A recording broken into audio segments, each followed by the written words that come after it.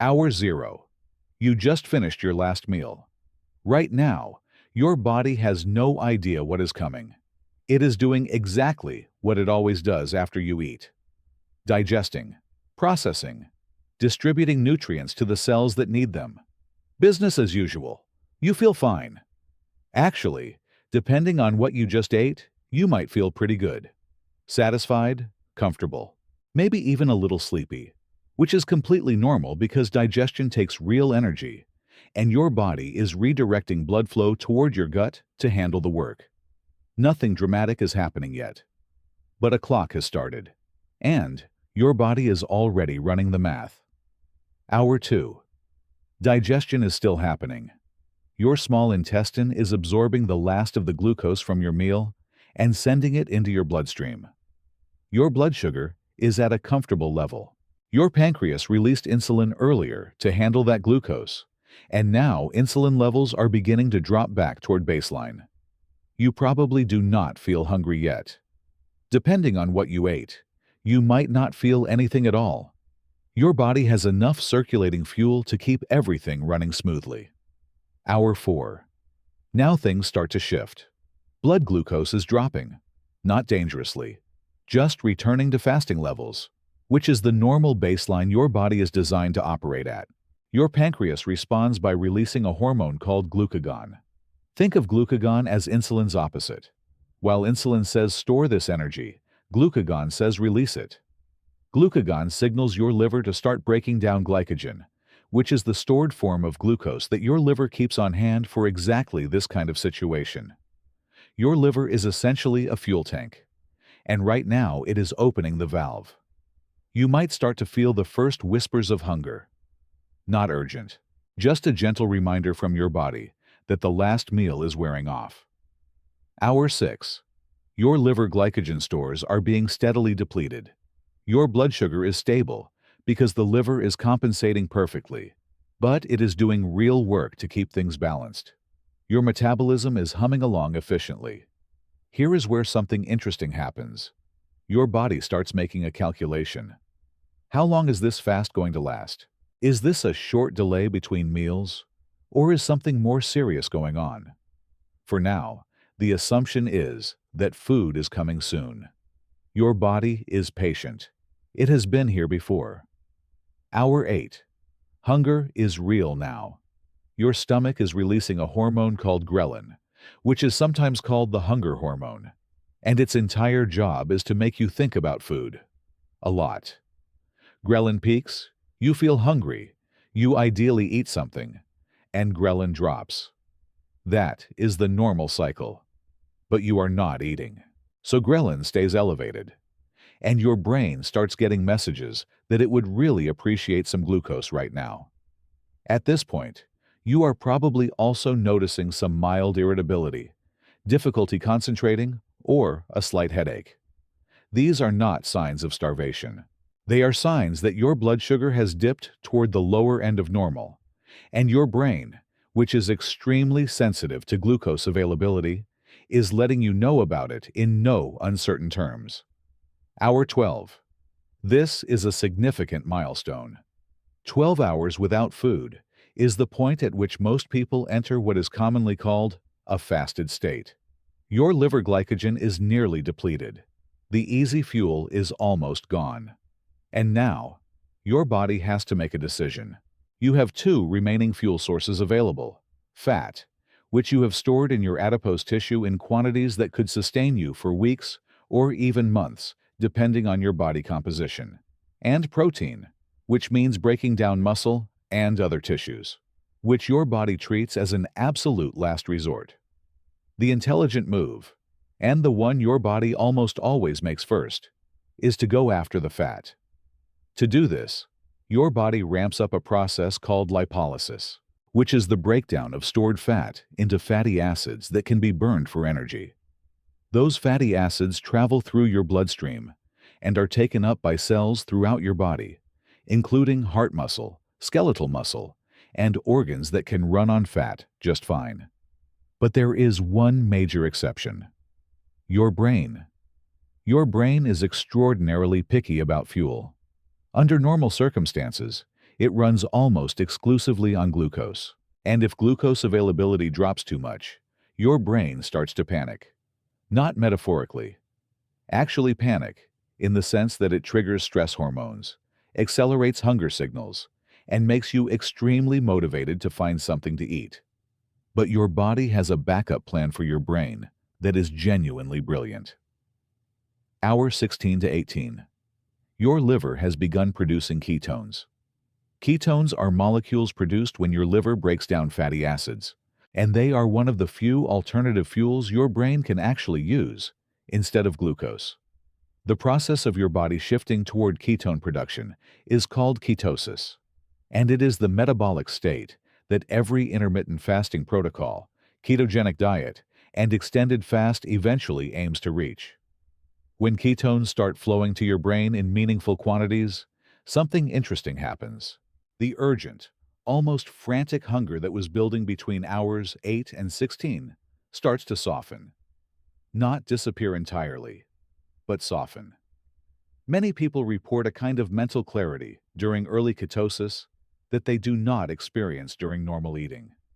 The brain has a new fuel source, and it is working. Your body at this point is also becoming increasingly efficient at fat burning. Enzymes involved in fat metabolism are upregulated. Hormones that promote fat release are elevated. And your insulin levels, which have been falling since your last meal, are now at their lowest point. Low insulin is essentially the key that unlocks your fat stores. The lower your insulin, the more readily your body can access and burn the fat it has been holding on to. Hour 24. You have now gone a full day without food. Your glycogen stores are essentially empty. You are running almost entirely on fat and ketones. Your body has made the full metabolic switch from sugar burner to fat burner, and it is handling things remarkably well. What is happening at the cellular level is even more interesting than what is happening at the fuel level. A process called autophagy has been activated and is now running at a meaningful rate. Autophagy comes from the Greek words for self and eating, and that is essentially what it is. Your cells are cleaning house. They are breaking down and recycling damaged proteins, dysfunctional organelles, and cellular debris that has been accumulating. Think of it as the cellular equivalent of a deep cleaning that your body only has time to do when it is not constantly busy processing incoming food. Autophagy is one of the most exciting areas of current longevity research. Scientists discovered it was so important that the researcher who described the mechanism, Yoshinori Ohsumi, won the Nobel Prize in Physiology in 2016. Fasting is one of the most reliable ways to activate it. Your hunger at the 24-hour mark is present, but probably not as overwhelming as you might expect. This surprises most people who try extended fasting for the first time. The ghrelin spikes that were so uncomfortable between hours 8 and 16 have partly subsided. Hunger in extended fasting tends to come in waves rather than building continuously. Hour 36 to 48. By 36 hours, your body has adapted significantly to the fasted state. Cortisol, the stress hormone, has increased somewhat, which serves a purpose. It mobilizes energy from fat stores and helps maintain blood pressure and alertness. Human growth hormone has also increased substantially, sometimes by as much as 5 times its normal level. Growth hormone during fasting is partly responsible for preserving muscle mass, which is one of the ways your body protects against the worst outcome of extended fasting. At 48 hours, ketone levels are high enough that most of your brain's energy needs are being met without glucose. Your body has developed a remarkably sophisticated system for prioritizing which tissues get the remaining glucose your liver produces through a process called gluconeogenesis, where the liver synthesizes glucose from non-carbohydrate sources, primarily glycerol from fat breakdown and certain amino acids. Red blood cells, for example, can only run on glucose, so they get priority. Your brain, now running happily on ketones, needs much less glucose than it did before. The system is redistributing resources efficiently. Hour 72. 3 days without food.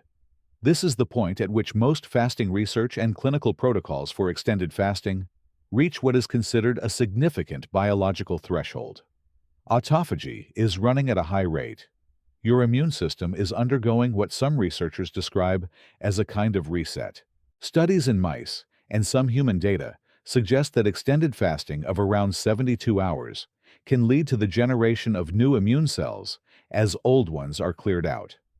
This is one of the reasons some cancer patients undergoing chemotherapy have experimented with fasting around treatment cycles, though this remains an active area of research and not a standard medical recommendation. Your metabolism has continued to adapt. Your resting metabolic rate has decreased somewhat as your body tries to conserve energy by lowering your body temperature slightly and reducing non-essential physical activity drive. This is your body being smart, not broken. It is reducing energy output to extend how long its stored fuel will last. You are still running primarily on fat. Your muscle mass is being protected by growth hormone and the intelligent prioritization of fat as the primary fuel source. But if fasting continues much beyond this point without medical supervision, the body will increasingly turn to protein, meaning muscle, as a backup fuel source. This is the point at which extended fasting transitions from something many healthy adults can do safely, with some discomfort, to something that genuinely requires medical oversight. Now step back and look at the whole picture. The first 12 hours after your last meal are almost entirely normal metabolic housekeeping. Your body processes what you gave it, empties the fuel tanks, and prepares to switch modes. From 12 to 24 hours, the metabolic switch happens. Glycogen depletes. Fat burning ramps up. Ketones begin flowing to the brain. Hunger peaks and then softens. Autophagy begins. From 24 to 72 hours, the body runs in an extended maintenance mode. Autophagy is active. Immune cells are being recycled and potentially renewed. Fat is the primary fuel. The brain is running on ketones. Growth hormone is elevated to protect muscle. And somewhere in all of this, your body is doing something that most people never think about when they skip breakfast or push lunch back a few hours. It is doing exactly what it was designed to do. For almost the entire history of the human species, food was not always available. Meals were not scheduled 3 times a day with snacks in between. There were long stretches of time between successful hunts, between harvests, between finding anything worth eating. And the body that got us through those stretches was not a body that broke down immediately when food was delayed. It was a body with a sophisticated, layered fuel system. A glycogen reserve for short gaps, fat stores for longer ones, a brain flexible enough to switch fuels, cellular cleanup mechanisms that activate during the quiet periods, a growth hormone response that protects muscle during shortage. The body you have right now is the result of millions of years of engineering for exactly this situation. It knows what to do when you stop eating. The question is whether you know what your body is doing while you wait.